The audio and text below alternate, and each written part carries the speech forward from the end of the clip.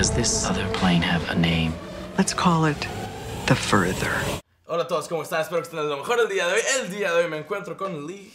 I'm sorry, I'm gonna say your name wrong. Whannell? Leigh Whannell. That's perfect. Is it okay if I call you Juan? Because it's really hard to... I would love that. I'm just I would kidding. actually So, Leigh... feel sexy. If someone called me Juan, I would feel kind of... Awesome, so you're the director, but you're also in this movie. You appear on this movie. Yeah. How do you... Okay, I'm very ignorant when it comes to making films. How do you direct an act? Do you say action and then you run into the scene? It is kind of strange. Usually the first assistant director calls action because you're in the scene. But it is weird to be the director of the scene sitting there on the set in costume because inevitably the directing side of it takes up all your attention. And then 2 seconds before you shoot, you're like, oh, I've got lines to remember. I have to do this. So I found it that way anyway. I'm not sure how other people do it. But in a way, it's very relaxing. Because usually acting, it's quite stressful. Like when they say action, you're like, I'm on. The spotlight's on me. Whereas if you're doing both jobs, you don't have time to worry about acting. You're just thinking more about the film itself. So it's good. Oh, that's awesome. That's awesome. I've noticed in the movie that you're wearing this hoodie that says Casper. Oh yeah. Casper?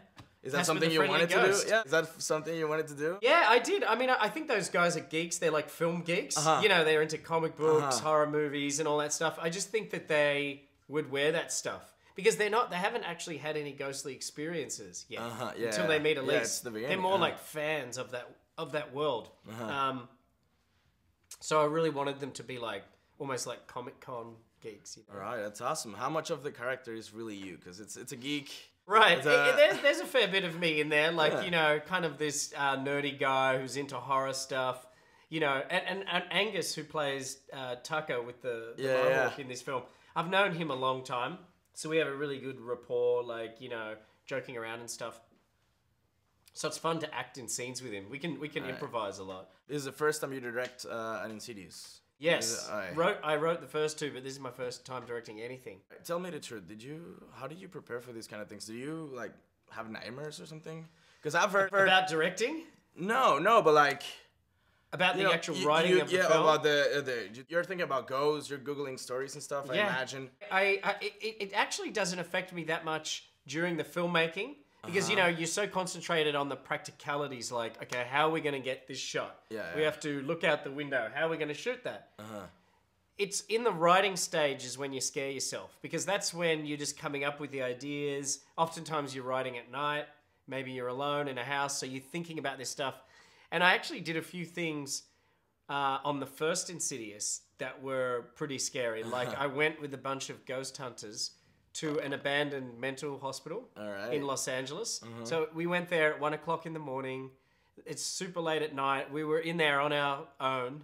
So we're all alone in this huge building.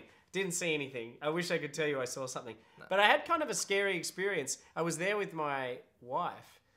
And she was sitting there in the dark saying to herself, like, come on, if there's a ghost in here, show yourself. And then she went and saw a psychic later who told her she can never go back to that hospital because she came this close to being possessed because of all the ghosts were around. Tell me the truth. Do you believe in ghosts? I do. I haven't seen a ghost for myself. I've never seen a ghost. But I other people that tell me ghost stories, I believe them when they tell me.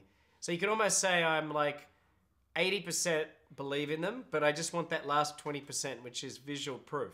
I want to see a ghost. If a ghost walked in right now, I'd be very happy. So when you're directing, you know, there's this whole story. This girl the demon gets inside of the girl or something. How do you know, like, if you've never seen a ghost, how do you know how a ghost looks like, or how do you?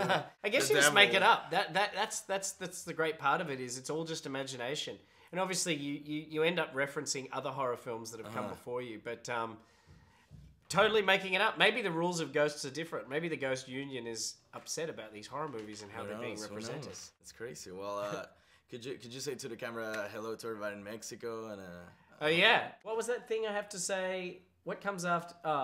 Is it? Hola a todos. Okay. Hola a todos. Oh, sorry. What's the next? Okay. Hola a todos. Soy Leigh Whannell. Espero que disfruten Insidious 3.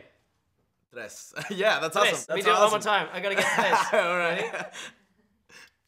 Hola a todos. Soy Leigh Whannell. Espero que disfruten Insidious 3. Awesome. That's awesome. Were you adding the S? Okay, one more time. Uno, dos, Trust tres. me, this one's going to be tres. Okay, trust me, this is going to be the goal. Hola a todos, soy Leigh Whannell. Espero que disfruten a Insidious 3. There you go. That's awesome. Thank you. It was awesome.